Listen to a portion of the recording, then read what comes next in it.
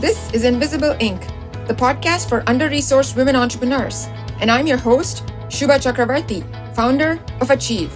In this podcast, I talk to women entrepreneurs at every stage of their journey about the challenges, the highs, the lows, and what they've learned along the way. We'll also hear from experts who share valuable tips on how to succeed the smart way. Let's jump in. Imagine you're now in a high-stakes situation in your business. It's that moment when you know you need more than just your hard work and expertise to tackle. Can you rise to the occasion? Can you build your risk-taking muscle so you prevail? How do you overcome fear, emotion, and that inner voice that's harshly negative so you make the right move and not the easy move more often? In this episode, pro poker player Melanie Weisner shares the secrets only the pros know on what it takes to harness luck, how to master emotion, and how to take smart risks to achieve the success that's only accessible to the disciplined few. Today, Melanie shows you how you can too.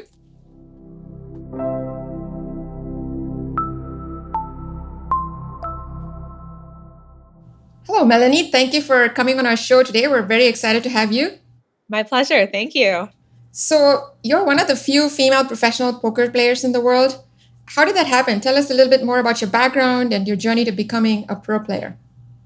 So, my story is kind of interesting, and I feel like a lot of women with siblings might have this resonate with them. When I was in high school, my younger brother was playing poker online, and he won $50,000. And I thought to myself, well, if he can do it, I can do it. I started playing poker pretty soon after that in college. I was not good. And I was very stubborn. I did all sorts of things that weren't like necessarily the best decisions. You know, my mom would give me $50 or $100 for books and food, and I would just put it onto the poker site and play. My computer also was a Macintosh computer, so I wasn't able to run the poker sites. I would play on my roommate's computer while she was out, and she had expressly prohibited me from doing that. I ran a game in my dorm. In college, we played like 10 cent, 25 cent poker. One night I won $300 and I bought the Motorola Razr phone, and I thought, this is amazing and I want to keep playing poker. So after college, I was able to do this and become very good online. I was able to put myself through school, which was NYU, and not have a job. It was my job, but I didn't have to wait tables or do anything like that to pay for my school, which was great. And then after I graduated, I went to my first live tournament in Atlantic City. And so I learned from there, I learned about like the live tour and traveling around and the potential for sponsorship doing that. And I thought, like, what a cool thing to be able to travel around the world and play a card game. So I decided to go to the places in Europe and Australia and South Africa and all these places that interested me the most, and play poker while I was doing it. And that was kind of how I got started. And then towards the end of that, so that was, I'm 35 now, and I turned pro when I was 20 and started traveling around when I was 21. So towards the last few years of that, I started traveling a little bit less because the wear and tear on the body and such. But then I started becoming more interested in the ways poker has shaped my life outside of the game, and focused more on consulting and building resources for people to learn the game for those reasons and those benefits. I think many of us have this conception that poker is just glorified gambling. What's the dummies version of poker for those of us who don't know it?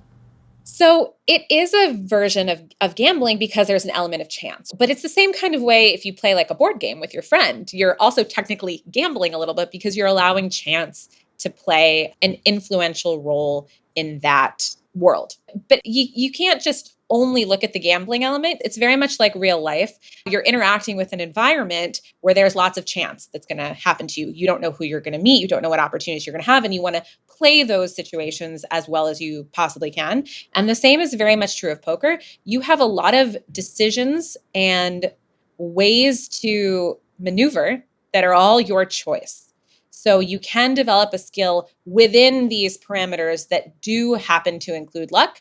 There is still quite a lot of skill. And the players that are the best at poker will show that they keep winning over and over and over. They will make it to the final tables over and over. And that is because they're making better decisions than their opponents. If they weren't making better decisions than their opponents, then money would just get traded around the table and it would just be bingo. But poker is very much a skill game through which there are elements of luck.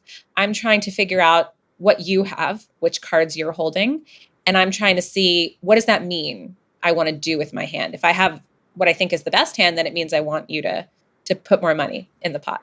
And if I think you have a hand that's beating me, then I want to see if I can try to get you to fold, to bluff and take it from you. And that's where all the skill comes in. So you mentioned that for the last few years, you've started to see how it translates to real life. Can you speak about some examples that resonate with us? So I actually have seen that through my whole career, how it translates towards life. It helps me optimize my decision making.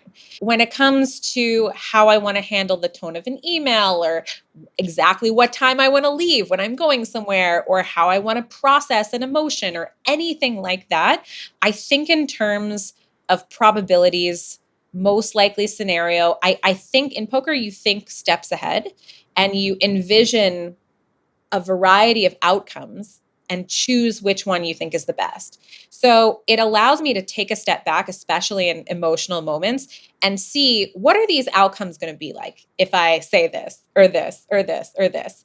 And instead of just going with what I feel, I can see several steps ahead in my daily interactions, and that helps me make better choices within those interactions. Are there examples from your experience where in a business situation, let's say when you're negotiating some pay or money, any examples from those where you could really see that skill came into play? There have been many times where I have needed to negotiate salary. My instinct is, don't do this. Don't make things tough for yourself. Just accept what it is. It's going to be an awkward confrontation. So I have to fight through that. And I don't know if people in the audience will identify that, but that's my instinct. And then I have to tell myself, let's set that discomfort aside and think, what's really going to happen here if you go ahead and ask? The worst they can say is no. They're going to be pleased that you realized you had value and wanted to be compensated for that, rather than being like, oh, she's so disagreeable or whatever, like the typical female fear is. And so I just like play it out in my mind, and I try to use logic, the more rational part of my brain, the more probabilistic part of my brain, like, oh, well, if you ask, like, you probably have a 50% chance of getting what you want. Why not? There's no downside, et cetera. So I try to use that kind of logic and probabilistic thinking to combat the more scared kind of animal brain that's like, avoid confrontation. And that has really helped me, especially to even see it as just kind of like an exciting thing. Like, let's see where we can go here. Like my boyfriend likes to say, make them an offer you can't refuse. So I just like to see like, where can we go from here? And what can I even learn maybe from this negotiation that will help me in the future? So it's been very helpful. Even there have been many times when I haven't gotten the price that I asked for, or, a raise that I wanted. I found that it still had a positive effect on a working relationship because they understood that I was going to ask for what I believed was my value. And I would respect somebody who did that as well. So it's this very animalistic kind of fear that you have to overcome. And poker has given me a lot of proof in that way that if I can do this at the poker table, then I can do this somewhere else. Great segue. What does it take to be a good poker player? There's a lot of things that it takes to be a good poker player. You can come at it from a few different angles. So you can come at it from logic. You can come at it from math. You can come at it from psychology. There's lots and lots of ways that you can win. There's elements of how likely am I to make my hand? If I have 2 cards and 2 more on the board and I need 1 more to complete my hand, what's the probability that I'm going to do that? So that's the math element. What's my estimate of the chance that I think I can get you to fold if I make this bet? A lot of mathematical thinking like that. And there's a logic, which is, what story is my opponent telling me and what makes sense here? Would they really do this if they had what they're saying they have? And then there's the psychology. How is my opponent behaving? Are they comfortable? What are they giving me in the psychological arena? So you can use pieces of all that. You can dominate in one and be a little weaker in the other. But the number one thing you have to do is be willing to update your thoughts, willing to adjust. You can't think one thing and then have evidence presented to you that it's not the case and continue doing what you're doing. If you do that, you will lose. So an example would be, let's say you sit down at the table with me and I think this lady is loose, aggressive. She's going to bluff me no matter, like, I just get this sense that you're going to try to run me over. That's my psychological, just right off the bat read of you. But then I start being shown evidence that you don't play that way. You're very conservative and you're only betting when you have a strong hand, and I keep paying you off because it's not aligning with my interpretation of you. If I don't update immediately as I get this new information and change my game plan, then I'm going to lose a ton of money to you. And most people won't update. They're very stubborn. They think they're just getting unlucky. They don't look inward and say, well, maybe I'm doing something wrong here. Can I change it?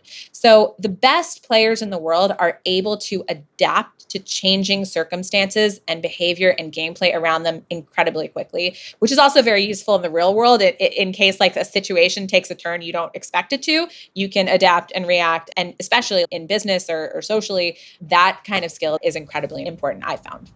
You made a great point, which is you have to get over almost your very basic human instinct to go with your gut when Absolutely. you see this, which means that you have to admit to yourself that you're wrong or could be wrong, which is a very hard thing to do, especially maybe in something like entrepreneurship, where it's your passion. What are some tricks you have used to help you bring that logical part of your head when your emotions are screaming something different? What I like to do, and what I like to tell my students as well who struggle with this, denying the fact that you're an emotional being, you're an emotional creature, you're going to be susceptible to this stuff is really not the way. If you do that, you will end up not realizing how you feel, how you need to maneuver, all this stuff. It will be all for naught. What you want to do is understand where that emotion is coming from. So I like to ask myself, here's an example. Let's say I'm playing a poker hand and I start to become fearful. I start to not do what I think I should do because I'm worried about losing, or I'm worried about looking stupid, or any of those things. And that starts to hijack the part of my mind that is responsible for good decisions. So what I like to do is, instead of trying to ignore that and fight through it, I like to say, okay, what's going on here? You're afraid because you think that if you call here and you try to call this guy's bluff and he's not bluffing, that you're going to feel bad about yourself and you're going to look stupid in front of other people. But there's a reason you want to call in the first place. You think this guy is bluffing. There's a reason you want to make this play.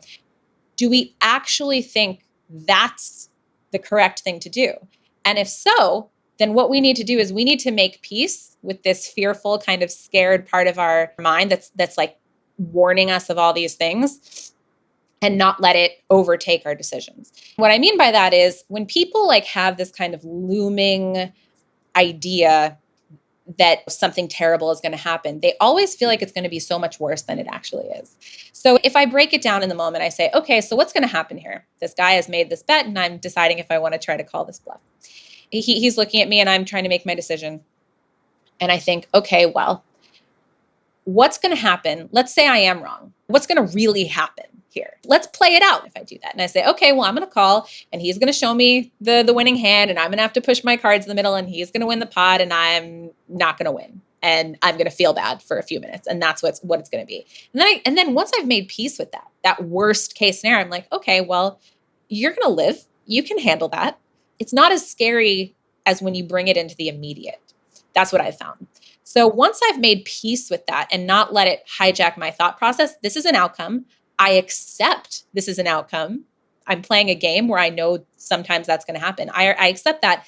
Then I can set it aside and I can say, well, what's really the right decision here now that I'm not being taken over by that fear? And maybe the right decision is to fold. Maybe it's not to make the call. But you can't possibly think through it properly if you don't separate what's rational and what's emotional in your mind.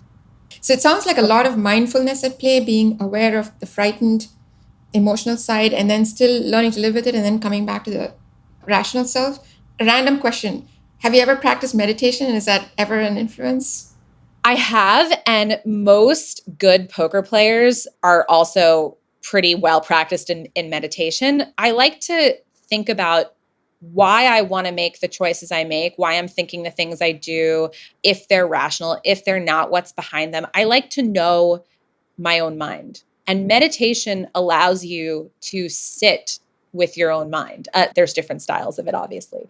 I find that a huge benefit of meditation is to sit with the uncomfortable, to practice being uncomfortable, to practice not necessarily always having a distraction, to just be with your own thoughts. You learn a little bit about who you are like that. I like to say that you learn about who you are when you're playing poker as well. You learn kind of what person you are and what ticks you off and what like excites you and stuff like that. But it's also incredibly true for meditation. If you sit with your own thoughts, you start to learn, well, why am I thinking this? Why is this coming into my mind right now? And why am I getting distracted by this? You start to become comfortable with this kind of inner monologue that we all have. And I think navigate it a little better when we need to. So it sounds like a poker is a masterclass in mindfulness almost. It is, because you're constantly having to separate what you want to do and all the information that you're processing from what the emotional, reactive, competitive part of you wants to do. Not only are you trying to do that for yourself, but you're also trying to interpret how your opponents are feeling and what road they might be going down and how you can maneuver versus that. It's this combination of hyper self-awareness, which I think meditation teaches very well, and being incredibly empathetic and attentive to how others are feeling. You talked earlier about luck and how luck does play a role, and it does in life too, right? How do you work with luck? Sometimes it's good, sometimes it's bad. So, how do you work with luck to maximize your own outcomes? I am sensitive to luck, I think, more so than others. I just have to be aware of that when I play. Like, I'm incredibly hyper competitive. So, when I play like a board game with a group of friends, my boyfriend and my friends are usually there to have a good time and be with people, and I'm there to destroy you. That's how I feel about it. Because I'm passionate about the competition, sometimes the results, especially when it's luck, you feel so bad because there's just nothing you could have done. And it's like I played so well and like I still nothing. So I try to sort of embrace that as part of the reason that the game exists. So if it was 100% skill, if the better player won every time, it wouldn't be interesting. And worse players wouldn't play. And there wouldn't be this like heightened element to it. I would just have the best hand and you would have the worst hand and it would be no drama whatsoever and you wouldn't play again. So I try to embrace it as part of, the cost of doing business, essentially, in poker. And I also try really hard to remember when luck is on my side, because the human mind actually processes negative events with more power than it does positive events, which is why you remember all these negative things that happen to you. You don't always remember the positive things. So I try to be aware of that. And I try to pay attention to when I'm ignoring the good, essentially, and try to have that balance out. So if I am eliminated from a tournament on what's called a bad beat, is where you get unlucky, you had the best of it, but then the cards just didn't fall your way. I try to remember, well, okay, yesterday you did this to someone else. Just remember that. So I just try to give myself a little bit more perspective that way. And that helps in everyday life too. I think when something unlucky happens, one of these things is going to happen to you this year. It's a certainty. You're just getting it out of the way now, that kind of thing. Just try to have a little bit of perspective on unlucky situations. Can you talk about what is the role of risk and how does that carry over into real life, especially in business? In poker, if you sit around and you wait to be dealt the winning hand, you'll just lose because you have to commit chips. It's called blinds every round. And if you just always fold, wait for the hand, it's really hard to win like that. You have to be aggressive. You have to take risk when you think you might have the best of it or when you think you can push someone off their hand, stuff like that. I think that especially as a woman, that's something I've had to fight really hard to overcome because in a lot of ways that our society is civilized, we've made incredible progress socially, culturally, technologically, and our bodies and our biology and chemistry have not necessarily had time to catch up to where we are as a society. We still have an appendix, for example.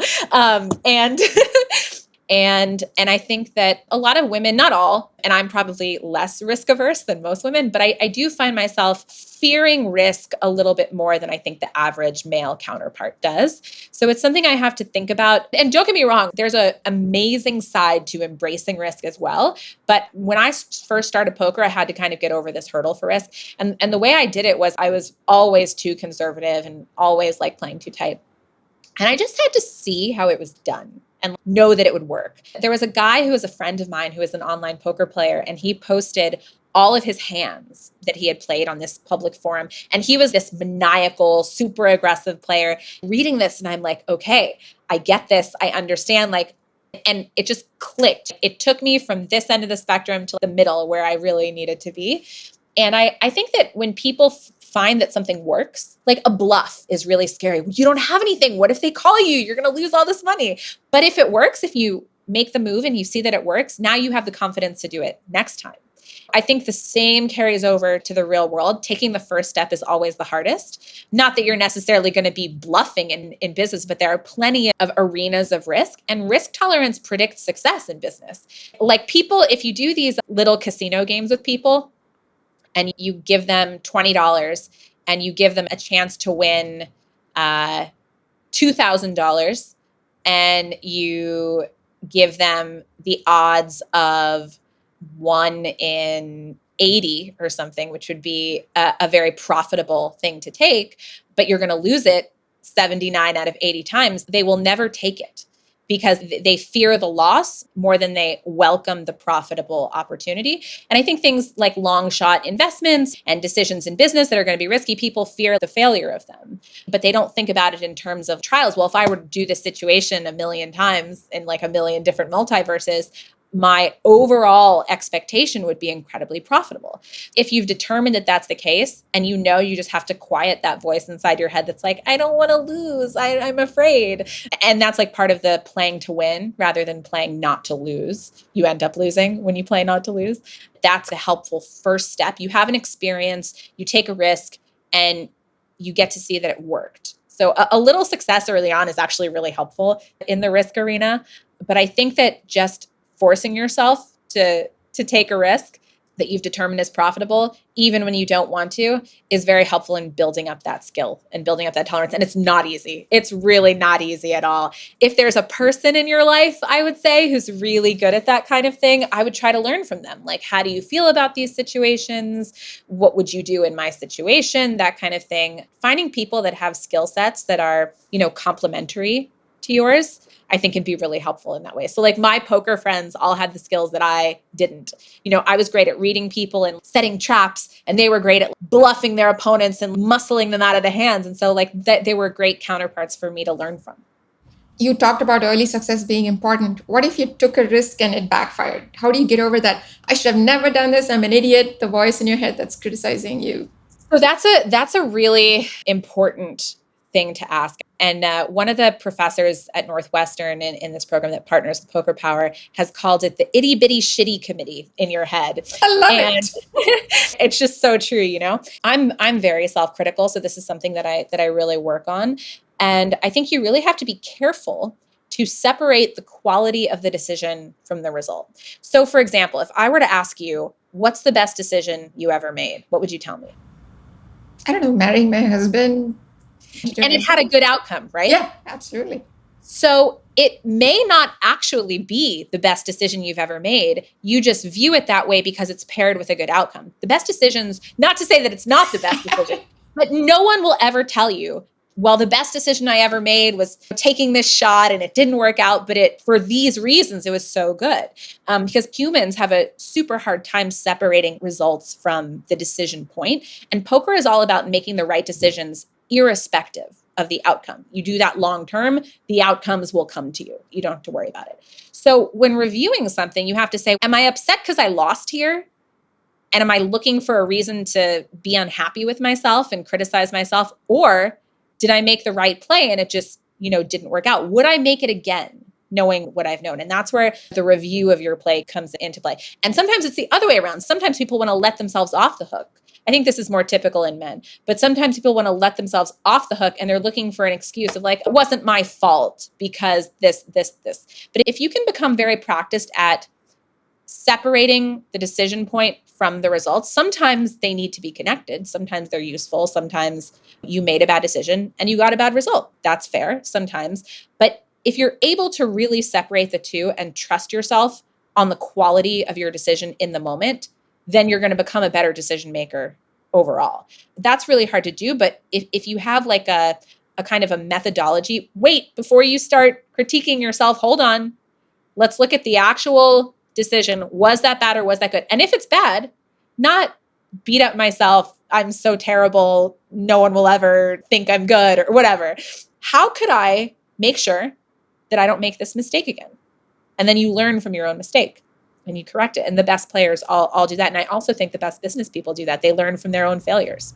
So it almost sounds like you're recommending having a checklist of what makes a good decision and improving that over time as you make these decisions have an expected outcome and then an actual outcome. It sounds like you should have something going in to say, I expect these 5 things to come out, because you don't have clear odds and rules like you do in a game like poker in business. Well, if you have that, if you have the framework you're suggesting, then you have the framework for evaluating. How well did I do it at my objectives, right? Otherwise, you're just lost in this emotional mess of like, how do I feel about what happened? Which is just so bad. The human emotions are really good for detecting danger and like perceiving a mate. If you hurt yourself doing something, that was incredibly dangerous. And so you'd have to be like, well, I'm never going on that rock or that mountain again. But the decisions we're making in business and analytically and academically in that style, it's not going to cost us our life to make a mistake. So it's incredibly important. Just learn how to understand that emotion and separate it from the decision-making process.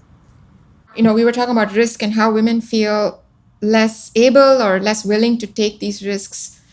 Are there other tips in terms of how you can get yourself off that perch of, I don't want to take risks? For example, I'll never invest in equities, or I will never stake all this in a business. What are some hacks or tips that have helped you develop a greater hacks for risk? Honestly, it sounds like a bit sales pitchy, but you can practice it in a game. Play poker. Learn how to do it in a way that is more controlled. It's like a microcosm. Learn how to take a risk with $200 in a game of poker than your life savings in a random stock. Not that that's necessarily what people are doing, but just like any other skill in life, nothing is going to come without practice. It's work and it's practice and it's honing. It's some people have the one-off innate gift, like a singer or whatever, that's just like innate talent. But most of us have to develop these skills.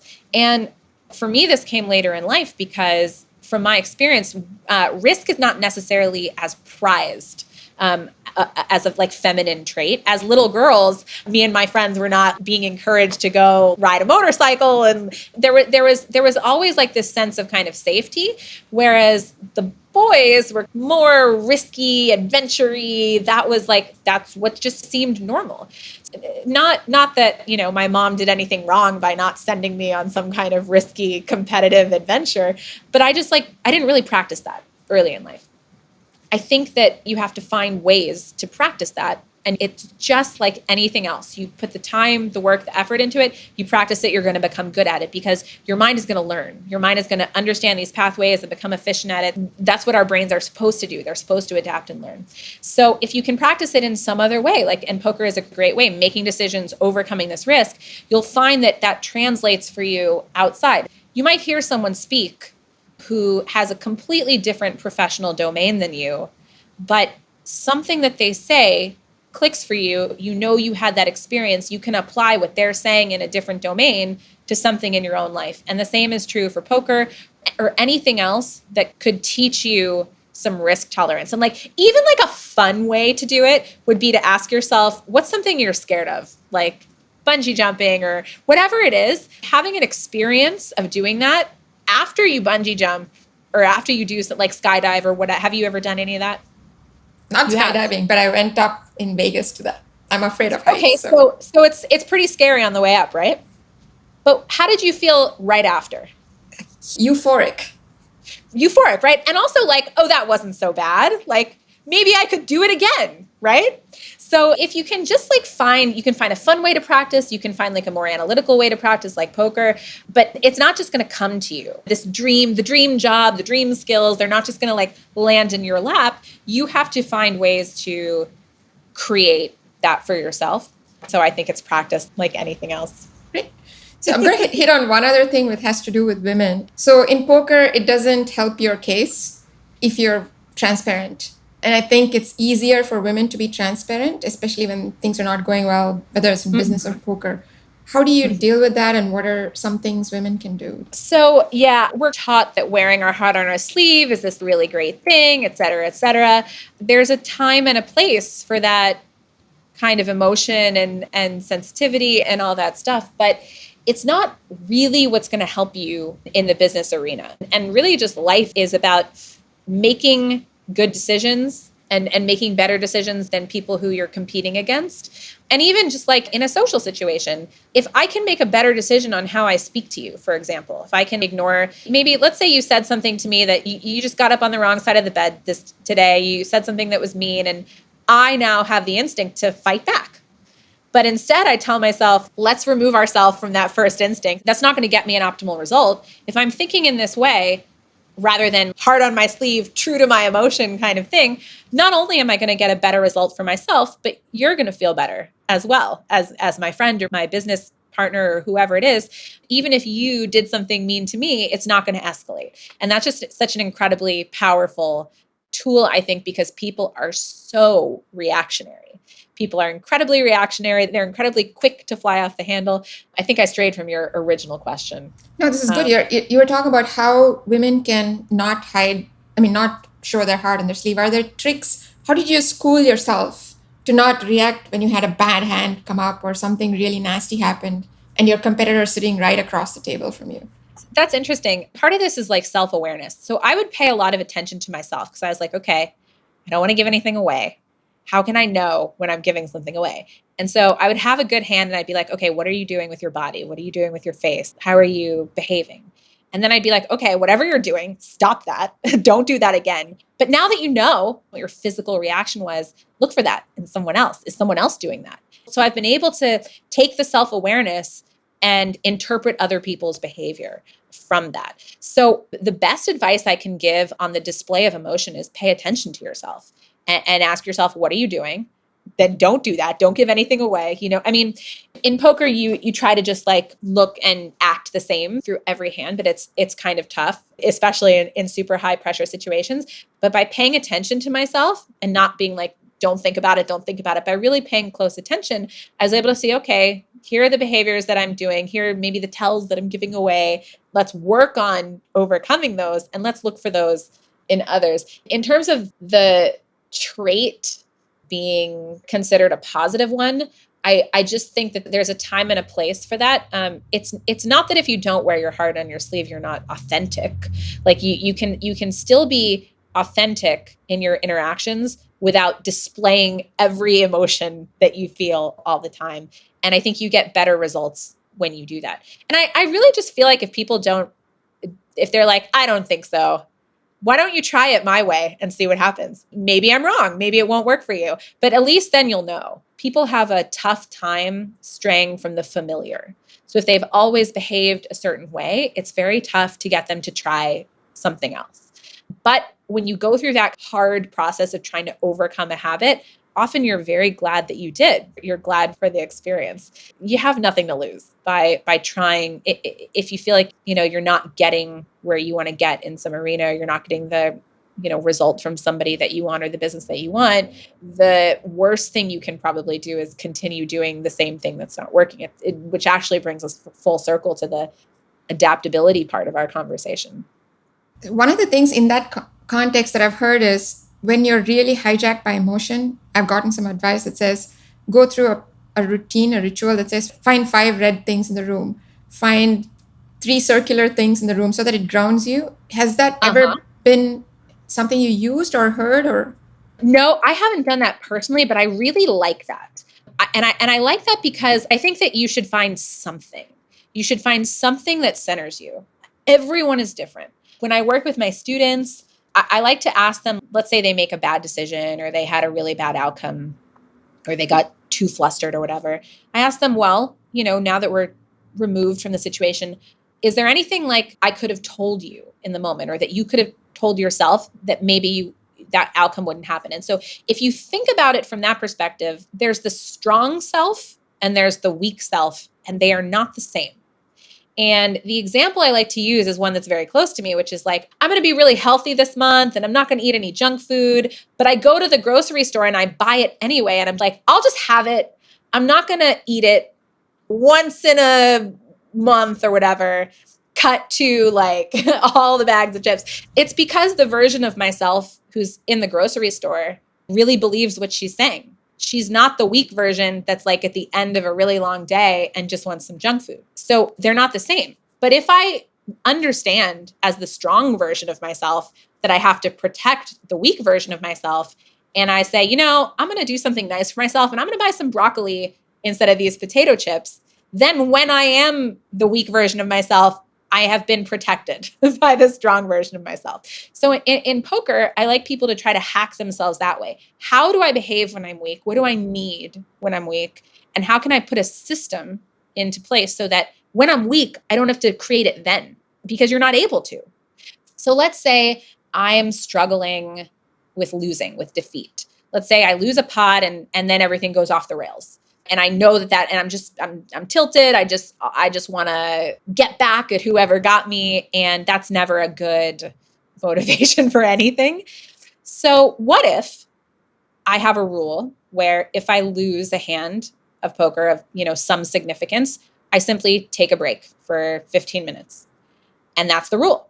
I don't have to decide in the moment, should I take a break now? What do I really need? Because I'm not going to want to if I leave that to my choice. And in the moment, I'm not going to want to do it. But I'm just like, oh, this is my rule. I know I have to do it. And then when I come back and be like, I'm so glad I did that. I feel so much better. So I like to think about those two selves as different people. And this could be in another situation, right? Like not a poker situation. How do you perform poorly under pressure? Like what's your weakness when in this situation? And how could you design something as the you right now, not under pressure, that's going to help the you then?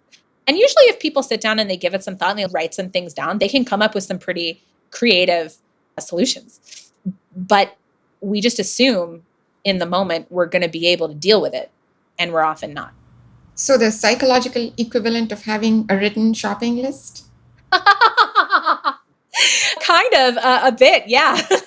Anything that you can do when you know yourself, right? You know what you're like. You know the weak part of yourself. And you know like, oh, well, if I give myself any room in this way, I'm just going to like off the rails go. In poker, we call it tilt. And tilt is any deviation from your best play. So it doesn't just mean that you go crazy and you lose all your chips. It could be the other way. Maybe you get scared and you become more conservative. It's anything that changes you from your best self to worse in some way. And so great poker players are always looking for ways to mitigate that, because if you play in that state, you're compromised. It doesn't mean you can't do well. You still could, but you're not going to do your best. You're always looking to analyze, well, what's the way that I tilt? Do I get more aggressive? Do I get more conservative? Do I get more scared? Do I get annoyed by everybody? What is the way? And then once you find the way, you can now figure out what's the best counter to that. If you walk people through logical steps like this, they can easily come up with it. But from the outset, it's just like, it seems like this big problem. Like, what can I do about this? But if you really break it down, you can logic your way into a solution. I feel very strongly about that. So you talked a lot about your inner self. Through your development as a poker player, have you faced any inner barriers of self-belief, lack of confidence, especially when you're up against all these men who are trying to take every advantage of you psychologically to win? The answer is absolutely. This is the question that is very dear to me. When I think about my career and what I regret, that's what I regret the most. Self-doubt and not having confidence to do what I know was right. And it's because I was very caught up not wanting to make a mistake and not wanting to look stupid in front of other people. And in poker, you kind of have to be willing to look stupid and make a mistake and just take a chance. Like maybe your play doesn't work. Maybe your call doesn't work. So I would find myself in these spots, like it would be on TV or in a high pressure situation. And I knew the play I was supposed to make, But the risk of being caught or looking foolish or whatever just prevented me from taking the aggressive move. And I just folded my hand or took the more conservative route. So I would leave the game thinking like, well, I avoided looking stupid, right? But I didn't really give myself the best shot. And so I would look back on all these moments of my career thinking, what if? People tend to regret inaction more than they regret action. So I would find myself looking back and feeling like if I had just been willing to go for it, at least I could tell myself at the end of the day, you went for the win. You put everything you had on the table and you went for the win rather than playing it safe. So I think if I could tell my old self something, I would tell them exactly what I was saying here about the fear. Make peace with that. Okay, maybe you're going to look dumb and run this bluff here, and people are going to say you're stupid for having made it. Okay, so what? That's not going to kill me, right? I was doing some of this thing that I was saying, playing not to lose rather than playing to win. So the self-doubt was really harmful to me. And I think about a lot like what could have been. It's hard to tell people to like not care and go for it because we are so protective of our images and so curating of them, especially nowadays. But I feel like if you ask yourself before any situation that you encounter, how am I going to feel if I'm at the end of this and I don't go for it? And maybe sit with that scenario and see how that feels versus how am I going to feel if I really go for it and it doesn't work out? Probably much better than the first alternative. If you can make peace with those results, I think that can really help with the doubt. You want to compete and behave in a way that you're proud of. And if you can see that one step ahead, like what can I do here that's going to make me feel like I did my best and I gave myself the best shot, you'll often find it's those more daring, more aggressive, more risk-taking things that if you have the plan going in, this is how I'm going to do it. If I have this fear, I'm going to ignore it, et cetera, et cetera. If you think about it and have that plan going in, then you're going to be more likely to be able to perform than if you just assume you're going to do it in the moment, because it's very scary in the moment. So there's this question of bias, and I would imagine that poker is probably one of the most male-dominated, biased Oh, professions yeah, there is. absolutely. Talk to us about how that feels, the impact it has had on you, and how you hack that bias and still perform at your best. So there's a few sides to it. I'm usually the only woman at the table that I'm sitting at. Sometimes there's another one, but it's a male dominated arena. And there's a part of that that is intimidating, which is they feel like I'm an outsider. They don't really, like everybody in my era is not this thing that you see on TV of the underground rooms and the cigars. They're all just nerdy college kids who like found online poker, and they're very welcoming to girls, if not terrified of them. So I was lucky that I had a mostly welcoming situation, a lot of great friends on the tour. But I've been in plenty of situations where I've been at the poker table and been objectified or talked down to or whatever. So firstly, I did develop a thick skin, which I don't think women should have to do, but I do think it served me in a lot of ways. What people say just affects me less. And I think that's a powerful trait to be able to have. I like to be in control of how I respond to things, not the other way around. So for the most part, it's been an okay situation in that regard. But there are definitely ways that I've had to prepare myself. Like, what am I going to do if somebody says this to me? Or how should I react in this situation? Or like, am I going to just let somebody run me over? Like, there's all that stuff. But there's also, I think, a pretty exciting part of it, which is like beating the guys at their own game. That's really, and that was always really fun for me to take somebody else's underestimation of me and use it against them. I always thought that was really cool. For example, so in poker, if I know that you are underestimating me and you think that I'm a very stereotypical woman player, I'm very conservative, I'm scared, I don't want to take risks, I'm never going to bluff. If I know that you think that about me, then I'm going to bluff you every hand, you know? And if it's the other way, if I think you're underestimating me the other way, like, oh, she's some hot shot who thinks she can run over everyone, then I'm going to play conservatively against you and you're just going to be shipping me the pot every time and you're not going to know what happened to you. So I like to figure out the way in which someone is underestimating me and use it against them to beat them. Because my goal is not to necessarily change someone's mind about their bad attitude. My goal is to win. So if you're going to give me a tool that I can use against you, I'm going to take it.